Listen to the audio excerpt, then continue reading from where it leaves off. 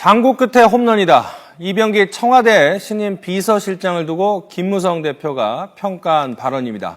이 연일 소통을 강조하고 있는 이병기 청와대 비서실장, 이 행보 청와대 불통 문제를 풀어보겠다는 의지로 해석이 되는데, 먼저 어제 이병기 비서실장이 예방을 했습니다. 김무성 대표와 만나서 어떤 이야기를 했는지 한번 들어보시죠. 여러분들 보시기에 다소 아마 조금 오해도 있는 것 같아서 그 오해도 풀어드릴 겸 앞으로 좀 더 긴밀한 당청 간의 소통이랄까 이런 문제에 대해서도 좀 상의를 드릴 겁니다. 장고 끝에 아주 홈런을 쳐서 저희들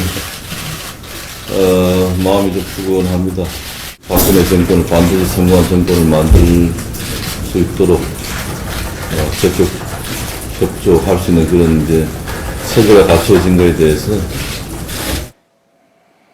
자, 보통 이제 장고 끝에 악수라는 말을 쓰는데 홈런이란 말은 뭐 좀 흔치 않은 편이기도 한데 어떤 게 홈런이라고 평가를 하는 걸까요? 일단 뭐 이병기 비서실장이 국회를 방문했지 않습니까? 예, 예. 국회의장도 방문했고 여야 대표도 방문을 했습니다. 네. 과거의 경우에 대통령 비서실장이 예. 국회를 방문해서 이러한 행보를 한 예가 잘 없거든요. 대단히 이례적이죠. 예. 물론 과거까지 올라간 예. 그 상황까지는 잘 모르겠습니다만 예.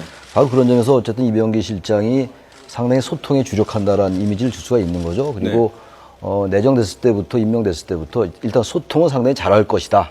김 실장은 상당히 그런 면에서 위상과 역할의 변화가 있을 거란 뭐 추측이 일반적이지 않았어요. 예. 바로 그런 점에서 장고 끝에 악수가 아니라 예. 장고 끝에 괜찮은 인사였다. 그래서 당정청 간에 예. 소통의 가교 역할을 충분히 할 수 있다고 본다라는 의미로 긍정적으로 평가한 것이라고 생각을 합니다. 지금 뭐 말씀도 나오셨지만 비서실장이 국회 신임 인사차 가는 게 흔치는 않다고 했는데 어떻게 보세요? 그 말이 정답입니다. 왜냐하면은 비서실장이 하는 역할은 따로 있죠. 비서실장이 하는 길은 일종의 숲속에 나 있는 길을 혼자 걸어가야 되는 그 길이 비서실장의 길입니다. 예를 들어서 정치적 위상이 아주 높은 비서실장 경우 네. 국회를 방문해서 여야 지도부를 방문한다면 어떻게 될까요? 대통령 가리고 비서실장만 위상이 커지는 그런 형태가 되는 것이죠. 네. 그래서 이제 김기춘 비서실장의 위상이 워낙 컸기 때문에 김기춘 비서실장이 움직이니까 그때 바로 왕 실장이라고 이야기 바로 나왔지 않습니까? 직격탄을 맞게 되는 것이죠. 비서실장 길이 이 더하지도 않아야 되고 덜하지도 않아야 되고 굉장히 중용의 길을 걸어야 되는 굉장히 외로운 길이라 봐야 돼요. 다행스럽게 김기춘 비서실장의 위상이 그렇게 크고 거기에 대한 파장이 컸기 때문에 지금 이병기 실장이 국회를 방문하고 이런 것이 전혀 부자연스럽지가 않은 거죠. 실질적으로 소통에 대한 당청 간의 소통은 정무수석이 해야 되는 것이지 비서실장이 해야 되는 것은 아니거든요. 그러니까 안 해왔기 때문에 이병기 비서실장이 하는 이유가 환영을 받고 지금 긍정적으로 평가되는 이유입니다. 그러니까 역설적이지만 전임자 덕도 조금 보게 되는 것 같기도 하네요. 예. 우리가 이제 뭐 축구 경기 같은 데서 예. 경기를 할 때 아주 못하는 사람들이 실력이 안 좋게 예. 패배 직전까지 갔을 때 예. 그 다음에 들어간 사람들은 그렇게 또 욕을 먹지 않는 것과 사실 비슷한 부분이라고 할 수 있는데, 왜냐하면 기대치가 사실 낮아져 있는 상황인데 네. 단순하게 어쨌든 소통 행보를 일정 부분만 보여줬는데 불구하고 네. 언론이라든가 국민들에서는 굉장히 높이 평가하는 이제 기류가 형성된 것이니까 그런 면에서 어쨌든 긍정적으로 본인의 이제 행보를 평가할 수 있을 텐데, 네. 지금 새누리당 지도부에서 긍정적으로 평가했던 것 중에 또 하나는 뭐 말씀드렸습니다만은 사실 김무성 대표와 유승민 원내대표 또 이병기 신임실장이 네. 친박계의 사실상의 설계자들이라고 할 수 있거든요. 그러니까 애초부터 이 친박계의 태생에 있어서 운명을 사실 처음에 같이 했던 사람들이기 때문에 기본적인 공감대가 굉장히 강하게 형성되어 있다고 할 수 있기 때문에 그런 면에서 어쨌든 뭐 덕담도 할 수 있는 그런 사이 지금 있다고 할 수 있겠습니다. 이제 궁금한 건 사실은 야당에서 그 국정원장이 현직 국정원장이 비서실장으로 직행한 것에 대해서 비판은 있었지만 이 전반적으로 이번 인적 쇄신의 친박 인사들이 핵심 포스트에 자리 잡은 것에 대해서 크게 비판을 안 한 거 조금 의아스럽기도 한데 뭐 특별한 이유가 있을까요? 아니면 그 전에 워낙 하고 그래서 뭐 비서실장이야 대통령과 가까워야 된다는 그 이해가 발휘된 걸까요? 현직 국정원장을 비서실장으로 기용한 거에 대해서는 뭐 야당에서 혹독한 비판을 했었죠. 근데 이병기 실장이 지난해 국정원장 청문회 할 때도 비교적 호의적이었어요, 야당이. 그래서 어쨌든 현직 국정원장, 그러니까 정보기관의 수장을 임명한 것에 대한 비판이 있었습니다만 어쨌든 야당과 잘 소통할 것이다라는 기대가 있는 거죠. 그런 점에서 이제 야당이 더 이상 비판을 하지 않는 것이고 인물 자체에 대해서는 그렇죠. 높은 평가를 하는 거군요. 기능적인 면에서 의미가 있다고 보는 겁니다. 단지 이제 그게 정치적 의미의 문제는 뭐 별개의 문제라고 보고요. 예. 일단 뭐 참신성이라는 점이라든지 뭐 예. 회전문 인사 이런 점에서 비판을 받을 점이 있는 거죠. 그러나 어쨌든 기능적인 건 지금 말씀하신 그 소통의 면 이런 면들은 뭐 야당이 평가하고 있는 거거든요. 예. 단지 이제 청와대 정무특보단 현역 의원 3명을 임명한 것에 대해서는 뭐 지금 뭐 야당의 문제가 아니라 이게 사실 법적으로도 문제가 있는 게 아니냐 이런 논란이 제기되고 있는 상황입니다. 그런 부분들에 대해서는 더 지켜봐야 되는 것이고 네. 그런 뭐 비서실장과 정무수석, 정무특보들이 이제 소통을 위한 것이 1차 임무가 되겠죠. 워낙 뭐 불통 논란이 많았기 때문에 예. 그럼에도 불구하고 정무특보단이 신설됐다는 게 예. 대통령이 당과 직접 소통하지 않고 정무특보들을 통해서 소통하겠다는 그런 인식으로 비치기 때문에 역시 소통에 기본적인 한계가 있는 게 아니냐 이런 비판은 가능하겠죠. 지금 이제 화면 야당 뭐 예방하는 화면인데 보시면 알겠지만은 오른쪽이 조윤선 정무수석이지 않습니까? 예. 정무수석 저렇게 비서실장 잘 수행하고 가는데 거기에 또 정무특보는 어떤 역할 어떻게 해야 되는지 암행어사처럼 뭐 은밀히 만나야 되는 건지 여러 가지 논란이 있을 수 있을 것 같아요. 일단 이병기 실장에 대한 부분은 이제 결론적으로 결론을 짓자면은 네. 그 오랫동안 이제 정치적 행보를 해왔던 사람이죠. 뭐 네. 80년대부터 시작해서 정치 행보를 해왔고 실질적으로 노태우 대통령의 사람이라 봐야 되겠죠. 의전 수석을 하면서 정치권과 직접적인 영향을 관계를 가졌으니까 상당히 좀 신중한 사람이기 때문에 어느 정도 분에 넘치는 행동이라든가 대통령을 넘어서는 월권이라든가 또는 정치적 행보에 있어서 정치권의 기분을 상하게 하는 그런 행동을 아마 안 하리라고 그렇게 봅니다. 그것 때문에 지금 당에서도 또 야당에서도 이병기 실장 체제에 대해서 그다지 말을 많이 비판 안 하는 편이라고 이렇게 평가를 할 수가 있고요. 네. 다만 이제 정무특보에 대한 평가는 그렇습니다. 이제 표면적으로 드러나기에 정무수석도 있는데 또 옥상옥을 만들어서 무슨 정무특보를 하겠느냐 이런 거 아니겠습니까? 대통령이 이제 메시지는 분명히 줬죠. 뭐 친박계에서 한 사람, 친이 쪽에서 영향 있는 사람 한 사람, 그다음 야당 쪽 아우를 수 있는 사람, 뭐 이런 식에서 특보를 두는 건데. 그게 이제 위헌적 논란이 있는 거 아니겠습니까? 국회법에 따라서 현직 국회의원 같은 경우에 국무총리와 국무위원 외에는 다른 것을 겸직할 수 없고 만약 겸직이 필요할 때는 국회의장 윤리위의 판단을 받아서 네. 이제 하도록 되어 있는 것인데 이게 용어 자체가 청와대가 조금 신중하지 못하는 부분이 있어요. 저는 이제 특보라는 이 부분이거든요. 특보라는 것은 특별 보좌 얘기라는 것입니다. 그렇죠. 보좌라는 것은 종속적 개념을 이야기하거든요. 수직적 개념. 그렇지 않습니까? 그렇게 보좌라는 개념이 결국 입법부가 행정부의 수반 대통령을 보좌하는 그런 기능으로 간다. 국회의원 자체가 한 사람 한서 입법기관이기 때문에 그래서 결국 상권 분립이 엄연히 나타나 있는 대한민국 헌법의 위헌적 요소가 다분히 있는 그런 인사다. 이렇게 평가가 되는 것이죠. 그러나 이 부분이 꼭 그렇게만 보지 못하는 것이 실질적으로 이제 국회의원이 했다더라도 노무현 때도 뭐 이해찬 의원이 현직 상태에서 이제 특보를 했는 경험도 있고 좀 이래 광의로 좀 해석할 필요는 있다는 생각이 좀 들어요. 예. 제가 거기에 대해서 좀 상당히 일리 지적을 하셨는데 뭐 노무현 대통령 때 이해찬 의원이 정무특보를 했기 때문에 지금 인사도 괜찮다라는 논리는 일단 뭐 성립될 수 없는 그때도 잘못된 인사였던 거죠. 그건 잘못된 인사였다고 근데 새누리당이 보는 거죠. 그런 얘기를 하고 있죠. 하는 거죠. 예. 그런데 그게 기준이 될 수는 없다고 저는 보는 거 문제는 이겁니다. 헌법 43조에 보면 말이죠. 국회의원은 법률이 정한 직을 겸임할 수 없다 이렇게 돼 있어요. 근데 국회법 29조에 보면은 의원은 국무총리 또는 국무위원직 이외에 다른 직을 겸할 수 없다. 이 두 가지 조항으로 지금 여러 가지 얘기가 있는 거고 바로 이 두 가지 조항 때문에 우리나라에서 국무위원을 의원이 겸직하는 거거든요. 그래서 이른바 그런 부분들을 내각제와 대통령제가 혼합된 요소다라고 얘기하고 있는 건데 엄밀하게 보면요. 여기 의원이 국무총리 또는 국무위원직 이외에 다른 직 겸할 수 없다. 여기에 헌법 43조가 좀 배치된 부분이 있어요. 그렇기 때문에 어쨌든 아까 이상희 교수께서 말씀하신 것처럼 현역 의원이 청와대의 특별보좌역은 저는 뭐 무조건 부적절하다고 봅니다. 상당히 속내라든지 진위는 우리가 충분히 충족을 이해할 수 있으나 국회의원이 지금 청와대 보좌역을 한다는 건요. 상권 분립 더 이상 헌법과 국회법의 어떤 상충되는 면 이전에 삼권 분립이란 기본 대통령제의 기본 취지가 어긋나. 우리나라가 대통령제와 내각제의 혼합제적인 권력 구조라 하더라도 우리나라는 기본적으로 대통령제거든요. 대통령제에서 현역 의원들을 대통령의 보좌관으로 옆에 두는 거거든요. 이런 부분들은 특보의 역할, 정무수석의 역할이 어떻게 다른지 모르겠으나 아무튼간에 이런 부분들은 대단히 적절치 못한 인사다라고 저는 생각합니다. 아마 해석은 예. 이제 받아봐야 될 걸로 봅니다. 이제 국회법상에 국회의원이 국무총리나 국무위원 외에는 겸직할 수 없다라고 되어 있지만 그 부분이 이제 예외적인 조항이 있죠. 이제 공익을 위해서라면은 가능하다든지 그것이 국회윤리제술위원회의 윤리위원회에서 이제 해석이 다니는데 과연 이제 특별보호자 결국 이게 광의의 뜻으로 이제 공익으로 봐야 될 것이냐 부분도 이제 논란이 될 수밖에 없겠죠. 그러니까 좀 안타까운 점은 사실 있는 건 맞아요. 이게 이제 특별 자문이라든가 뭐 특별 고문이라든가 이런 형태로 됐으면은 아무 문제는 안 됐을 겁니다.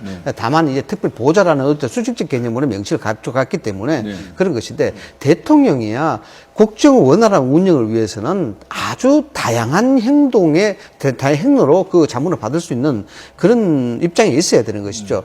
좀 아쉽다는 것은 사실 이제 헌법 90조에 대통령이 자문에 응하기 위해서는 자문 원론 구규를 구성하게 되어 있긴 했습니다. 그 역대 대통령이 단 한 번도 안 했거든요. 그것이 직전 이제 대통령을 위원장을 한다든가 직전 대통령이 없으면 현 위원장이 대통령이 위원장을 해서 자문을 받도록 그렇게 되어 있습니다만은 좀 되도록이면 그런 법 체계 내에 있는 부분들을 좀 활용해서 자문을 만들고 이렇게 했으면 참 좋겠다는 생각을 지금 일단 야당에서 날선 비판을 하고 있는데 문재인 새정치민주연합 당 대표를 비롯해서 어떤 이야기를 하는지 먼저 들어보고 이야기 이어가도록 하겠습니다.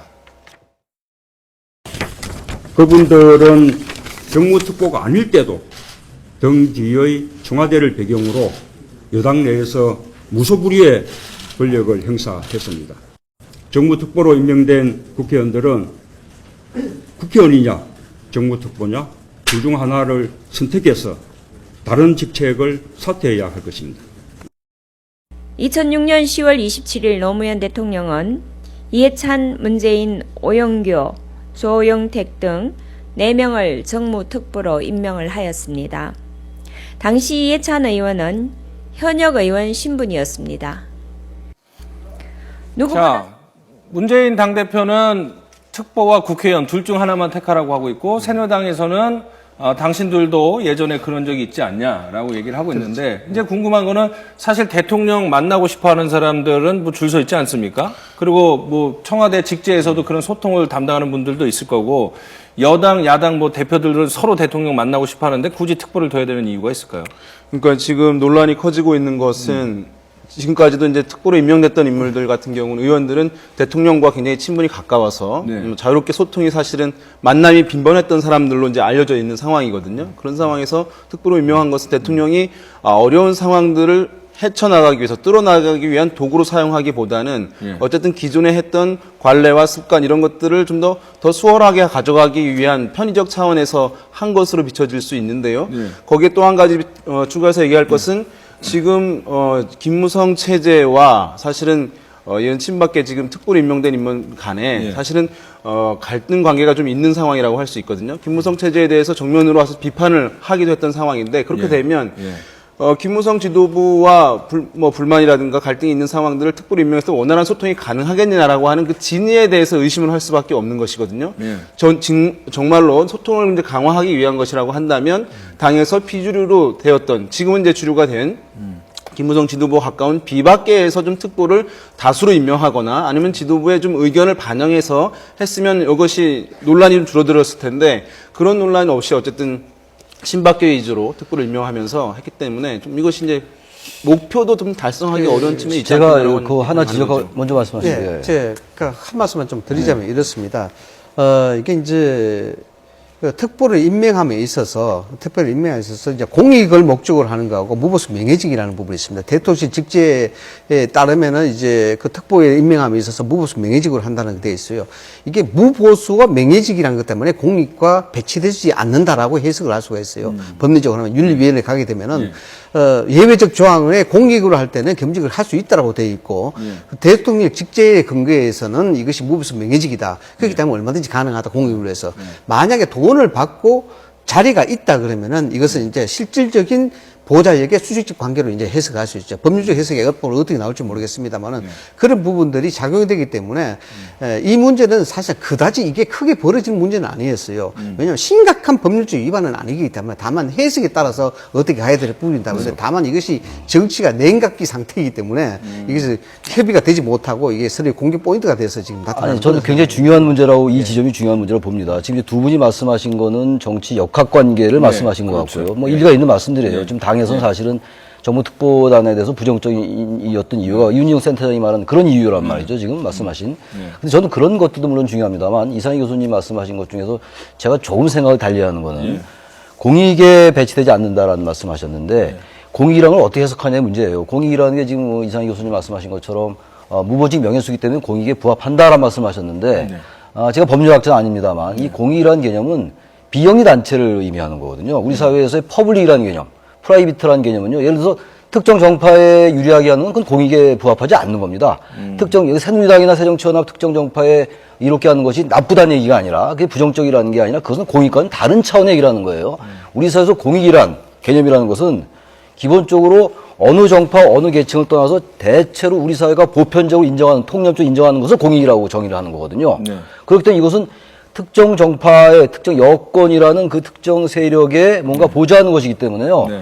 이게 뭐 윤리심사자문기구에 지금 국회의장이 의뢰한 것으로 알고 있는데 윤리자문위원회에다가 근데 어떻게 뭐 이제 유권 해석이 나올지 모르겠습니다만 제가 알기에는 이런 것들은 공익에 부합하지 않는다고 저는 보는 것이고요. 또 하나 문제는 어쨌든 한국 사회에서 이게 대통령제와 내각제가 혼합됐다고 제가 아까도 말씀드렸습니다만 기본적으로 이게 너무 편의적으로 남용되고 있는 면이 분명히 있어요. 지금 현재 오늘은 아닙니다만 상당히 이번에 친정 내각 얘기하면서 왜 이렇게 내각제적인 요소를 살린 건 좋으나 너무 많은 의원들이 포진했다는 비판이 상당히 많이 제기된 걸로 제가 알고 있습니다. 저도 그런 말씀 드렸고. 근데 이런 부분까지 의원들이 간다면요. 한국 사회의 이른바 체크 앤 밸런스라는 거, 견제와 균형은 뭐냐. 이런 아주 당위론적인 원론적인 질문에 봉착할 수밖에 없다라는 거예요. 그러니까 두 분이 말씀하신 정치공학적인 그런 논리와는 별개의 문제를 우리가 곰곰이 이 시점에 따져볼 때가 됐다. 그러니까 아까도 권희 대변인 말씀하셨지만 그때도 그 노무현 전 대통령 때 이해찬 의원을 특보로 임명하고 잘못된 거죠. 그때도. 그렇죠. 최 교수님 지적이 상당히 일리 있는 지적은 맞습니다. 그런데 이제 우리가 이제 공익적 개념을 어떻게 번역 것이냐의 차이인데 공익적 개념이라는 것은 공공성 이익이죠. 공공성 이익은 그 국가적 이익을 이야기하는 것과 똑같은 얘기입니다. 그런데 다만 우리가 여기서 판단을 유보할 수밖에 없는 간 자체가 그러면 지금 국회의원이 특별 보좌역으로 가는 것이 위헌적 소지가 있는데 그럼 상권분립에 위배되는 헌법을 위반하면서까지 우리가 공익을 쳐가야 될 것이냐라는 부분이죠. 결국 공익을 줄 수 있는 거냐 법칙을 둘 것이냐 어디에 우선을 둘 것이냐에 대한 문제인데 이건 이제 법리적으로 아주 신랄하게 좀 따져야 될 문제고 윤리위원회에서는 아마 여야 간에 상당한 이제 협의가 있을 걸로 이래 봐집니다. 자, 이 문제 이제 여당에서도 비판적인 목소리가 나오고 있습니다. 주로 이제는 비박 의원들의 불만의 목소리가 나오고 지적이 나오고 있는데 김용우 의원 같은 경우에는 뭔가 어색한 인사다. 입법부의 현직 의원이 대통령 특보 역할을 하는 게 맞느냐 이렇게 비판을 했고 나경원 의원 같은 경우에는 특보보다는 정무장관을 신설하는 게 바람직하다 이렇게 얘기를 했고요. 김태우 최고위원은 일하기 전부터 논란이 있어서 안타깝다라고 얘기를 했습니다. 자, 유권자 입장에서는 자신의 지역구를 위해서 힘써달라고 뽑았는데 뭐 여러 가지 대통령도 보좌를 해야 되고 하니까 그런 유권자 입장에서는 또 그런 것도 불만이 있을 수 있고 유권자 입장에서 실질적으로 불만 같지는 않을 것 그래요? 같습니다. 왜냐하면 어쨌든 더욱더 이제 언론에 많이 노출이 되고 또 정권과 어쨌든 가까워져서 뭐 예산 반영이라든가 지역의 현안 해결하는 데 있어서 힘을 발휘할 수 있을 것이라고 하는 기대감을 주니까 그리고 아마 이제 특보들이 이번에 표를 안 찍은 유권자들은 비판적으로 이제 정치적 입장에 따라서 그럴 수 있겠습니다만은 총선이 다가오니까 아마도 이제 논란에도 이제 예상이 됨에도 불구하고 아마 특보를 이렇게 수용할 가능성도 상당히 높아 보여요. 이제 총선이 되면 많이 이제 언론에 이게 얘기되는 것이 필요한 부분이니까 지금 어쨌든 이 부분은 계속해서 이제 논란이 될 수밖에 없는데 과거에도 보면은 이제 김원기 의원도 현역 의원인데도 특보로 임명된 사례도 있습니다. 이제 이회찬 의원뿐만 아니라 그래서 이 사례가 있었는데 지금 같은 경우는 굉장히 어쨌든 내각도 친박으로 운영되고 있는 상황에서 특보까지 3명이나 정무 특보까지 되기 때문에 더욱더 이제 주목이 되어서 논란이 커지고 있는 그런 상황인데 차제에 사실 이 문제에 대해서는 국회법을 좀 정비할 필요가 있다고 생각됩니다. 국민의원 같은 경우는 헌법에서 얘기를 하고 있지만 그 외의 부분은 논란의 소지가 많이 있는데 이것이 계속해서 정치적 소모로 이어지게 되면 안 되는 것이기 때문에 그런 부분 정비가 될 필요가 있지 않나 생각이 듭니다. 지역에 있는 지지자들이야. 말씀드릴게요. 헌법 43조 말씀하셨는데 제가 이 말씀 잠깐만 드려야 될 것 같아요. 국회의원은 법률이 정한 직을 겸할 수 없다 이렇게 되어 있는 게 뭐냐면은 기본적으로 국회의원은 국회의원만 하라는 거예요. 원래 헌법의 취지는. 그게 이제 우린 자꾸 이제 긍정적으로 해석을 해가지고 대통령제와 내각제, 혼합적 권력구조라고 얘기를 합니다. 물론 이제 대통령 행정부에게 법률안 제출권이 있으니까 그것도 물론 내각제적 요소긴 합니다만. 근데 국회법에 나온 게 이제 아까도 잠깐 언급했습니다만 의원은 국무총리 또는 국무위원직 이외에 다른 지 겸할 수 없다는 얘기는 국무총리나 국무위원은 해도 된다는 얘기잖아요. 네. 그래서 이 국회법을 개정하고자 하는 움직임이 굉장히 많이 있었어요, 국회에서도. 근데 사실 의원들에게는 굳이 개정할 만한 그런 절박한 심정이 별로 없는 거죠. 절박한 게 아니라 이 국회법 조항이 존속하길 바라는 겁니다. 자신들이 국무위원이 될 가능성을 열어둔 거기 때문에. 그래서 지금 말씀처럼 헌법 43조의 취지라는 것은 국회의원만 하라는 거예요. 원래 지역구 의원이 뽑아줬으니까. 네. 근데 지금 국회법에서 이게 애매모호한 조항 때문에 이렇게 된 거거든요. 그래서 이 차제에 네. 뭐 정부 특보에 대한 얘기는 뭐 놔두더라도 말이죠.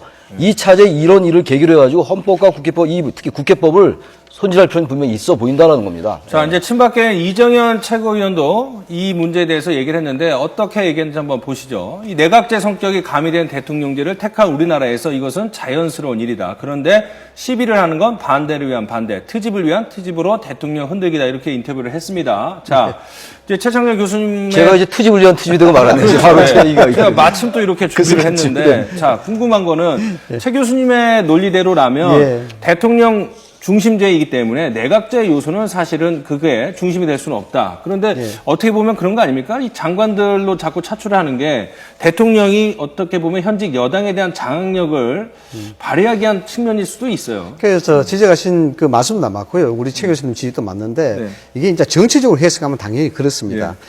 이웃집하고 경계를 놓는 게 담이죠.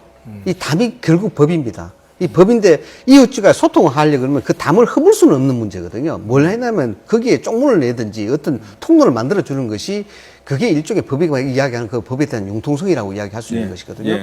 아까 조금 전에 정부 특보에 대해서 제가 말씀을 드렸습니다만은 여러 가지 윤리위원회에서 법리적 해석을 따라야 되겠죠. 즉 공익이라는 부분, 무보수 명예직이라는 부분, 어느 것이 우선순위야, 헌법 체계를 우선할 수 있느냐, 아니면 헌법 체계에 그 안에 포함이 될 수 있느냐, 또는 헌법 체계 위에 군림을 할 수 있느냐, 군림 표현은 좀 그렇습니다만은 할 수 있냐의 문제인데 또 하나 요건이 있습니다.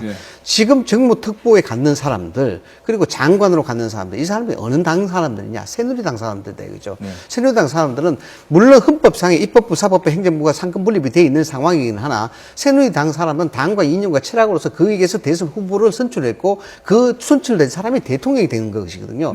따지고 보면은 굳이 입법, 사법이 된다 견제적 기능도 중요하지만은 그 사람은 뽑은 대통령의 당과 철학과 이념을 똑같이 소통하는 사람들이다. 같은 수직적 계율로 봐야 된다. 소통상, 네. 철학상. 예. 그런 의미에서 본다 그러면 이건 충분히 예. 법리적 논란 가치는 충분히 있는 예. 그런 사안이다. 그래서 잘 이걸 알겠습니다. 법리적으로 따질 일은 아닌 거고 그렇죠. 이거는 네, 협의와 그럼요. 타협으로 봐야 되는 다음 부분이지. 주제 한번 넘어갈게요. 네. 더 중요한 질문이 남아있는데 이 새정치민주연합이 박근혜 정부 특정 지역 편중 인사 실태조사 보고서를 발간했습니다. 이 정부 고위직 인사를 영남 출신들이 독점하고 있다 이렇게 비판하고 있는데 자 호남권 1명, 충청권 2명, 영남권 8명 이게 뭐냐면요. 국가 우리나라 이제 의전 서열이 있습니다. 10위까지 있습니다. 뭐 대통령부터 국회의장 뭐 이렇게 순서가 있는데 영남권이 8명, 충청권 2명. 충청권에는 뭐 이한구 국무총리가 포함되어 있고 호남권 1명이라는 건 국회 부의장 야당 몫으로 1명이 유일하다라고 하는데 이 문제에 대해서 어떻게 생각하십니까? 그러니까 기본적으로 지금 대통령, 국회의장, 대법원장 쭉 해서 이제 헌법재판소장, 국무총리 이래서 의전서열 10위까지가 지금 영남 출신 인사가 8명이란 말이죠. 그리고 현재 5대 권력기관장은 100% 영남입니다, 지금. 5대 권력기관이라는 게 검찰, 경찰, 국세청, 공정거래위원회 이런 기관들이거든요. 그러니까 이렇다면은 어쨌든 인사를 통해서 뭔가 지역적인 탕평도 하고 지역 통합을 하는 거 아니겠습니까? 물론 인사라는 것은 지역에 관계없이 적재적소에 인물을 등용하는 게 맞습니다만 인사가 대단히 어려운 게 항상 이렇게 여러 가지 안배하고 이런 문제 때문에 정치적 요인이 가미되는 거거든요. 근데 어쨌든 현재 사실 이 부분은요, 이번 정권만의 문제는 좀 아닌 것 같긴 그렇죠. 합니다. 전체적으로 이제 이런 분들이 과거 이제 젊을 때부터 쭉 올라왔기 때문에 그 관직을 주로 이제 경험했기 때문에 이런 결과가 있는 것이긴 합니다만 그래도 의식적으로라도 말이죠. 지금 어쨌든 뭐 대선 때 공약이 탕평 인사였잖아요. 근데 그런 게 잘 무색하게 된 게 사실 아니겠어요? 그렇다면 차제 이런 게 지적될 때 뭐 당장 이분들을 어떻게 바꿀 수는 없는 거잖아요. 임기도 다 있고 그러니까. 어쨌든 인사를 골고루 등용할 필요는 있다라고 생각을 합니다. 자, 그러면 야당에서 이 문제점 지적하면서 발언한 내용이 있습니다. 이 민병두 의원이 문제를 했는데 뭐 로또 이런 얘기를 했는데 한번 들어보고 얘기해 보겠습니다. 지금 부의 편중이 심해지면서 출생 로또가 있어서는 안 된다 하는 얘기를 하는데 지금 권력의 편중이 심각해지면서 지역으로또로 우리가 이 사회를 갖다 구분해 나간다고 한다면 결국 국가의 통합은 불가능하고 또 그에 따라서 국가의 발전도 힘든다고 생각합니다. 자, 그 역대 정권마다 이제 편중 인사 논란이 네, 있었는데 있었죠. 이번 정부가 유독 심한 건가요? 아니면은 뭐 보통이라고 봐야 되나요? 이제 뭐 결과로 총 이제 5년 동안의 성과를 두고 이제 논란을 벌여야 될 부분인데 저는요, 야당의 이런 지적이 뭐 괜찮은 지적이라고 봅니다. 바로 이런 지적을 통해서 이제 견제가 되고 발전이 되는 것이죠. 그래서 다만 이제 자료 중에서 인사라는 것이 이제 대통령의 인사권도 있고 이제 정부 그렇죠. 인사권도 있는데 저 국가 의전 서열 10위 내에 영남권이 73%를 차지했다. 국가 의전 서열을 두고 이야기하는 것은 좀 어폐가 있다라는 그런 생각이 듭니다. 국가 의전 서열이 행정안전부 행정부에 등록되긴 하지만 그 의전 서열이 그렇게 다이내믹하게 딱 정해지지는 않습니다. 그때마다 다르기 때문에. 근데 왜 이게 이제 문제가 있냐 그러면은 인사를 할 때는 제일 먼저 사실 고려해야 될 것이 일단 전문적인 능력이죠. 이 사람의 능력이 있느냐 없느냐에 따져야 되는 것이고 그 능력이 있는 사람이 언론 군 내에서 지방, 지역 그러니까 그다음 출신 학교 뭐 이런 것들이 지나치게 편중이 돼 있지 않느냐 이런 것들을 분석을 해서 거기에 골고루 배치하는 것이 사실 인사의 기본이긴 합니다. 그러나 의전서열 10에 있는 사람들은 여기 지역이라든가 또는 학교라든가 연고라든가 이런 걸 따지지 않습니다. 왜냐 그러면은 글자 그대로 국가의 가장 핵심적인 10인이기 때문에 이것까지도 지역과 지역색이라든가 학교라든가 연고를 따진다 그러면은 이 인사 자체가 그 의전 자체가 무의미해지는 거예요. 그래서 국가의 의전 10위라는 것은 국가의 가장 중추적인 역할을 하는 핵심 사람이기 때문에 거기에 대해서는 자유롭게 봐야 되는 부분이 있고 의전서열 10위를 가지고 인사가 편중됐다는 것은 새정치 쪽에서 논란 제기하는 것은 좀 어폐가 있다. 아니, 근데 말이죠. 이제 보면은 영남이 이제 호남에 비해서 인구가 한 2.5배 정도, 영남이 한 1,300 넘고요. 이제 호남은 한 500만 좀 넘는 상황이기 때문에 인구 차가 확격히 있어서 차이가 나는 것은 불가피할 것으로 보였는데, 근데 그럼에도 불구하고 이제 사실 이것을 인위적으로 국민 통합을 위해서 사실 조절해 나가는 것이 이제 필요한 상황인데, 이게 이제 장관 등 고위직에 있는 인사들이 임명하게 되면 그 내부에서 또 사실 영향을 받게 되는데요. 검찰 같은 경우에 이제 검사장급 이상이 47명인데 20명이 영남이 되고 있는 상황이고, 또 경찰 같은 경우는 본청의 국정과 지역청장 이상이 40명인데 이 중에 19명이 또 영남이고, 또 국세청도 국장급 이상이 30명인데 이 중에서 14명, 거의 이제 50% 가깝게 되는데 이렇게도 또 영남이 되기 때문에 그러니까 수장이 어쨌든 특정 지역 출신이다, 특정 사회 출신이다 하면은 사실 내부 구성원에 있어서도 영향을 받을 수밖에 없는 측면이 있기 때문에 이런 부분도 사실 조절이 필요하다고 할 수 있는데요. 우리도 보면은 그냥 일반 관료제에서도 양성평등제라든가 또는 장애인 할당제라든가 뭐 지역 인재 할당제 이런 것들을 하거든요. 왜냐하면 그것을 함으로써 내부에 있는 것들을 어쨌든 외부 통제를 내부로 가져오게 되는 효과가 있어요. 그래서 일종의 그런 것들을 관료제에서도 많이 하고 있는 상황인데, 이렇게 이제 사실 고위직에 있어서도 또 그 내부에서 고위직 공무원들 사이에서도 이런 부분은 고려되지 않고 있기 때문에 과거 정권에서 보면은 균형 인사 지수라고 해서 여러 가지 어쨌든 남녀 평등이라든가 또 장애인이라든가 이런 지역 편중이라든가 이런 것들을 해소하기 위해서 지수를 만들어서 한 부분들이 있거든요. 지금 이제 그런 부분들이 좀 거론되지 않고 있어서 좀 아쉬운 측면이 있습니다. 그러니까 이제는 국무위원이 아니고 의전서열 10이라고 했는데 11명이 되는 거는 국회 부의장이 여야 1명씩 2명이기 때문에 11명이 된 거고요. 그다음에 이제 자료를 낼 때 문제는 그런 건 있을 것 같아요. 역대 정권하고 비교도 하고 지역 비율도 좀 따져서 하면 조금 더 객관적으로 접근할 수가 있는데, 지금 이 시점에서의 박근혜 정부에 대한 야당의 비판이기 때문에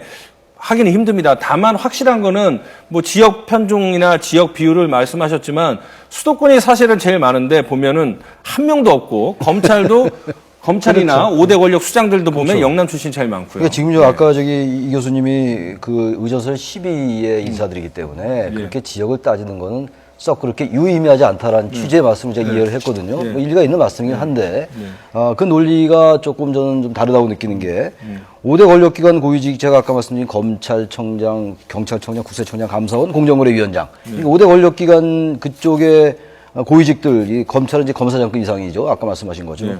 거의 170명 가운데 영남권이 71%예요. 물론 영남권 인구가 호남권의 2배에 달한다 하더라도 말이죠. 그러니까 그렇게 따지면 수도권은 왜 그렇게 안 됩니까? 아까 앵커께서 지적하신 것처럼. 그렇기 때문에 이 인사라는 게 뭐 당장 박근혜 정부 때 이렇게 바뀐 건 아니죠. 이렇게 딱 세팅된 건 아니겠습니다만 어쨌든 지난 정부 때도 이렇게 호남 편중 인사가 만약 있었다면 김대중 정부 때 그것도 잘못된 거죠. 아까 말씀드린 논리와 똑같은 거라서 아무튼 앞으로 향후 인사라는 것이 이러한 부분을 분명히 인식을 해야 된다. 너무 지금 많이 치중되는 건 분명히 사실이거든요. 이런 부분들에 대해서는 지적은 피할 길이 없죠. 뭐 당연합니다. 이게 이제 지역 자료 보면은 편중 인사가 맞아요. 편중 인사가 맞고 여기에 대해서는 우리가 인사에서 말씀드렸다시피 고려할 수 있는 지역에 대한 부분, 학력에 대한 부분, 특정 학교에 대한 부분 이런 부분까지도 다 고르게 편중이 되는지 안 되는지 영향이 있는지 없는지 그것까지 다 감안해야 인사해야 되는 건 맞아요. 뭐 다 맞는데 이제 제가 말씀드린 것은 아까도 다시 한번 되짚어서 말씀을 드리면 의전서에 시비권에 있는 사람들은 예를 들어서 대법원장, 선관위원장, 국회의장, 국회 부의장 이런 사람들인데 이런 사람들이 자 호남이었으니까 영남하자 이런 식으로 가서는 안 된다는 것이죠. 다음 주제 짧게 하나 얘기를 해보겠습니다. 이 차기 대권주자 후보군에 대한 지지도 조사가 뭐 계속 자주 나오고 있습니다. 이번에 조금 관심을 가질 만한 거는 이제는 문재인 새정치민주연합 당대표가 1위로서의 공고한 지지율을 확보를 하고 있고요. 그 다음에 김무성 새누리당 대표가 2위로 올라가고 박원순 서울시장은 3위로 내려앉았습니다. 물론 오차 범위로 사실은 뭐 김무성, 박원순 두 사람의 차이는 뭐 없다고 봐야 될 것 같은데 어떤 의미가 있을까요? 일단 어쨌든 당 대표가 되면서 언론에 뭐 주목을 받게 되었고 이제 문재인 대표 같은 경우는 지난 대선에서의 구도를 다시 지금 재현했다 이렇게 볼 수 있습니다. 그러니까 박근혜 대 문재인, 문재인 대 박근혜라는 이제 구도를 다시 한번 재형성시키면서 흩어져 있던 분산되어 있던 야권 성향층들을 좀 결집하게 되는 측면들이 있었거든요. 그러면서 문재인 대표의 지지율이 이제 굉장히 높아지는 그런 흐름을 보였고 여권에서는 어쨌든 김무성 대표 여전히 야당의 이제 문재인 당대표가 유력한 대권 주자이기 때문에 여당의 또 당대표도 어쨌든 그런 프리미엄들을 좀 누리는 효과가 이제 있으리라고 보고 그런 측면에서 최근 이제 지지율도 일정 부분 이제 유지하고 있는 그런 상황인데요. 최근에 이제 과거에 대통령에 대해서 청와대에 대해서 이제 목소리를 좀 내는 것들이 기대만큼 모이지 않다가 최근에 어쨌든 이렇게 점차 목소리를 높여가고 있는 점들이 좀 유권자들에게 기대를 좀 모으고 있는 측면이 있다고 할 수 있겠는데 박원순 시장은 어쨌든 정치권에서 멀어져 있는 상황. 그렇죠. 이게 이제 정치 혐오의 시절에는 정치권과 멀어져 있기 때문에 주목을 받게 되고 지지율이 올라가게 됩니다. 그러나 지금 같은 경우는 뭐 세월호 특별법 처리하고 예산안도 시기 내에 하고 여러 가지 정치권에서 주목받는 상황이거든요. 야당의 전당대회도 있었고 이렇게 정치 혐오 시즌이 아닌 경우에는 정치권과 멀어지게 되면 지지율이 떨어지는 특성을 보이는데 지금 같은 경우는 이제 그런 영향도 좀 박원순 시장이 받고 있다 볼 수 있겠습니다. 자, 지금 뭐 종합적으로 정리를 해드렸습니다만은 박원순 서울시장은 아무래도 이제 정치권에서는 조금 벗어났기 때문에 지지율 하락 국면에 맞을 것 같은데 앞으로 새누리당 그리고 새정치민주연합 두 당 대표가 당을 이끌고 내년 총선을 준비하고 그 이후에 대선까지 생각하고 있는 그런 행보 어떤 식으로 치열하게 경쟁을 해야 할지 그리고 어떻게 나갈지 관심사항일 수밖에 없는 상황인데 조금 더 유의미한 그런 수치에 대해서 분석 작업이 필요할 것 같습니다.